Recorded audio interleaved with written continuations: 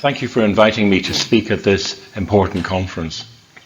I'm really sorry that the pandemic has prevented me from joining you in person, and I'm sure it's going to be a very interesting day.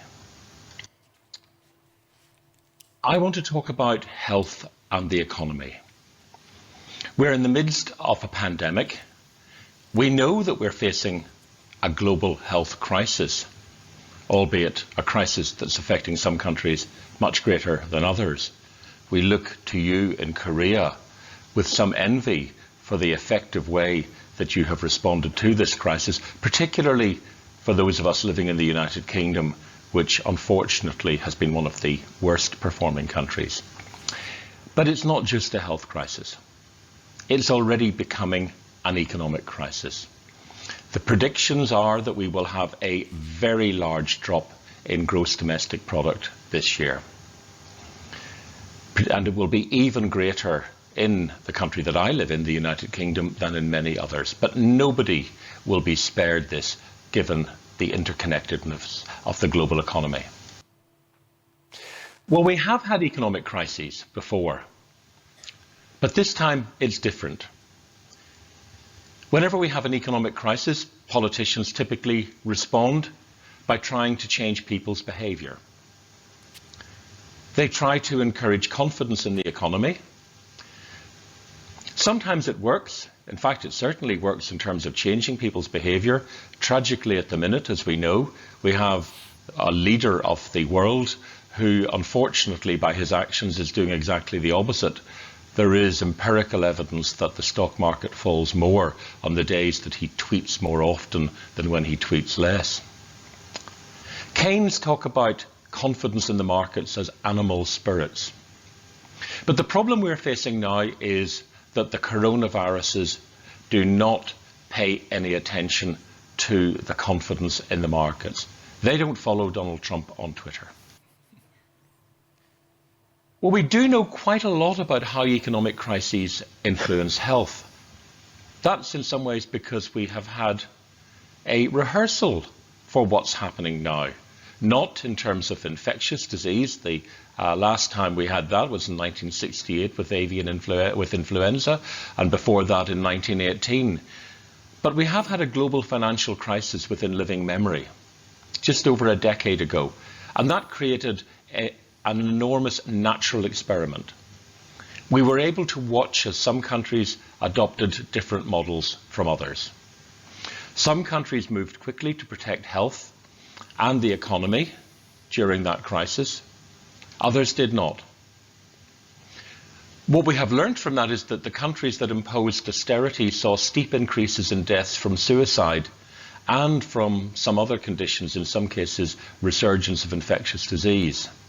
We saw large numbers of people in those countries experiencing worsening mental health. But there were also some countries that rejected austerity, and they saved lives.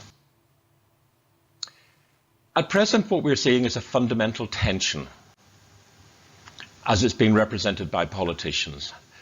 We know what we need to do to interrupt coronavirus transmission: lockdowns, social distancing, and isolation. But we also know that this brings dangers: job losses, loss of income, delayed treatment, and mental illness. So politicians feel as if they have to make choices. But as I will be arguing in this talk, actually the choices are less than they think. Before doing that, I just want to draw your attention to a paper that we published recently in the British Medical Journal. Obviously, we know about the direct effects of the infection, but we were looking at the wider impact of the restrictions that have been put in place in response to the pandemic. This is a complicated slide. I don't expect you to go through it in detail.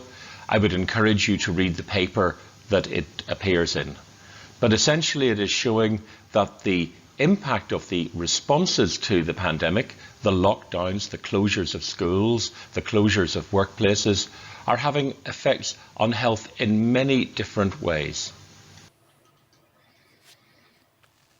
Now, of course, there are other considerations. Politicians tell us they're following the science, but they have to be influenced by the political characteristics of their countries and other factors they need to take into account. Sometimes we hear political leaders choosing to keep the economy going.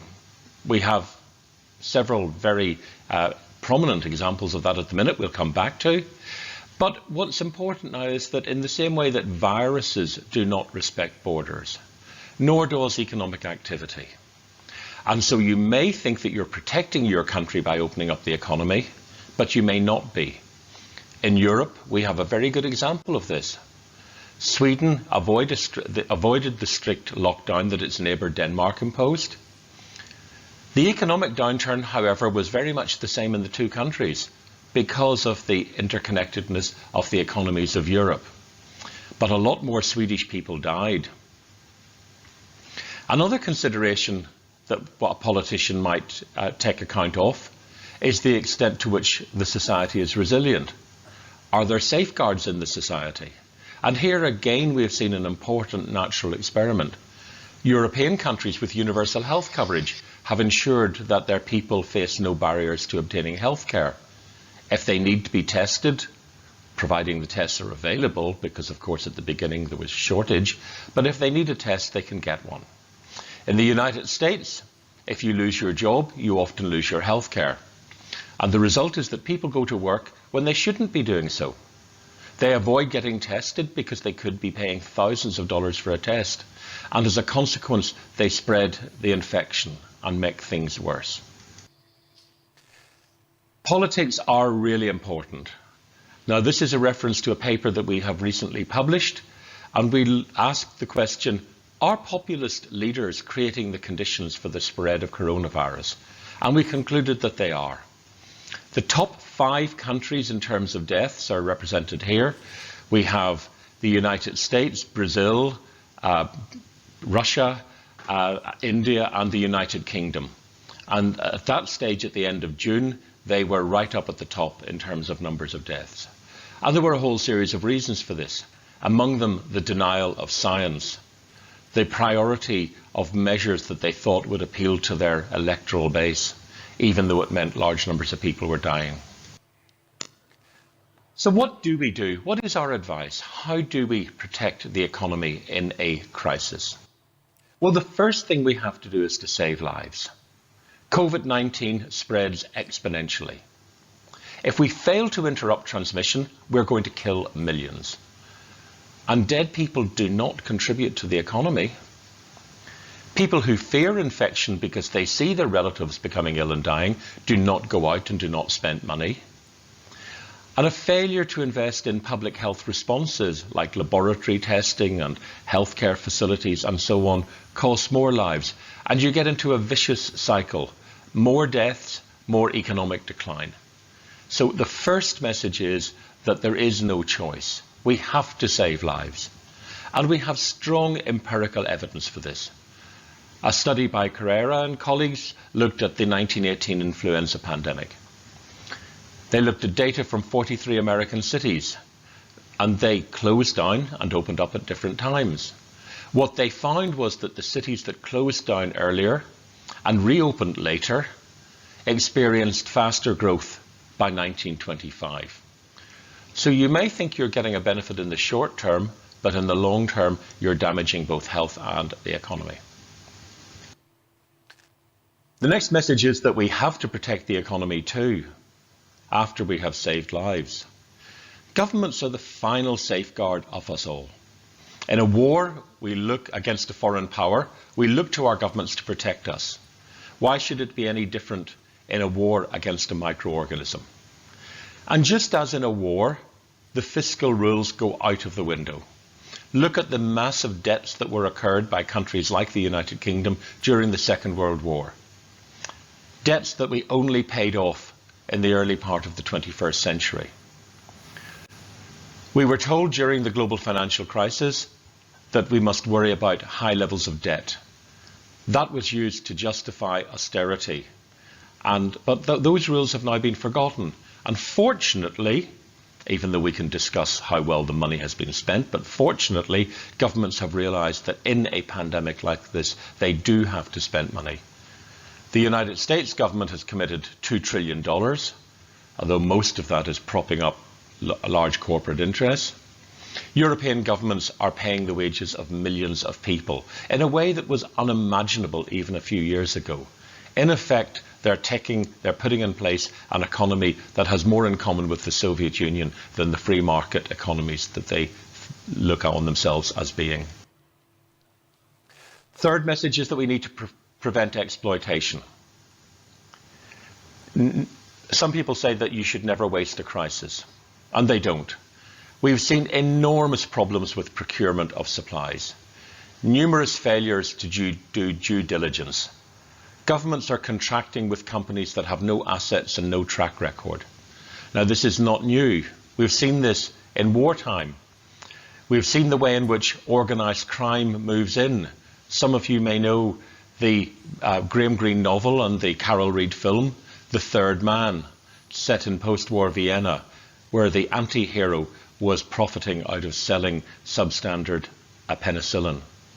We have seen many examples of corruption. And the problem is that in the rush to get things working, to buy up personal protection equipment or laboratory tests, people take shortcuts. And as a consequence, we find money being wasted, criminals and corrupt politicians and others benefiting. But we need to do more than that. We need to stop those who are going to prey on the vulnerable at a time like this. We have seen huge increases in online gambling in many countries. We've seen the loan sharks, people like the carpetbaggers in the post-Civil War in the United States in the 1860s and 1870s. And we also see politicians exploiting the crisis as a cover for the repeal of environmental and other legislation. We see this in Brazil and we see this in the United States. So we need to prevent things from getting worse and from people taking advantage of the crisis. But we need to prepare for the recovery. One of the things that we learned from the global financial crisis is that active labour market programs are good for people. By providing retraining, by providing information on the newly emerging job opportunities, and by supporting people with disabilities. We have shown that countries that have adopted these active labour market programs during the financial crisis were able to break the link between job losses and suicides. Countries that did not invest saw a rise in suicides accompanying a rise in job losses. Countries like Sweden that invested in these programs did not. In effect, they give people hope. Labour protection is also good for the economy. If we can keep people in work during a downturn, then their firms will be able to recover more quickly when the recovery comes. They'll be able to retain skilled workers. This is really important because we know that many of those people with the highest levels of skills and experience in their 40s and 50s will leave the workforce permanently if they lose their jobs.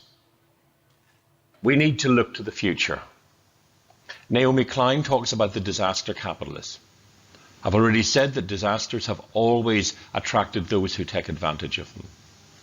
And that will happen during the recovery. We will see those people coming in and buying up cheap assets, buying up the property that's been abandoned, buying the land of small farmers and exploiting them. We'll see them reducing employment protection. We already see that. The airline in the United Kingdom, British Airways, is telling its staff that if they want to stay on, they will have to do so with significantly worse terms and conditions. But we need to be positive. We need to reorientate the economy. We need to recognise that we will not go back to how we were before. We will have far more online meetings, far fewer conferences, more people like me today speaking to you from afar via Zoom. There will be less commuting. There will be empty office blocks. Will coffee shops like Starbucks have a future if people can work at home and pop into their kitchen to make a cappuccino without popping out to the local cafe? And we need to prepare for the next pandemic. This will not be the last pandemic. We need to stop the sources of spread, close the wet markets, strengthen surveillance systems, reinforce public health systems, and above all, rebuild public trust. Much easier in some countries than others. Some politicians, like Jacinda Ardern in New Zealand, Angela Merkel in Germany, many of them women, have done exceptionally well. Others have left their reputation in tatters. But what do we do about those governments whose actions pose a threat to their people and to global health? This is a real challenge for the world. And what I will leave you with is the question of whether we need what we have in the Genocide Convention, a responsibility to protect. Do we need to look at the international health regulations and say, in the future, we need to find a way that the world can come together? When someone like President Bolsonaro sets the Amazon jungle on fire, when President Trump lets the virus rip through his population, posing a risk to the world, are there limits to sovereignty when it poses a threat to us all? You can read more about what I've said in this paper that David Stuckler and I published in Nature Medicine. It's already a few months old and things have changed, but it sets out the basics of what I've said today. And with that, can I say thank you very much, thank you for your attention, and I wish you a very good day.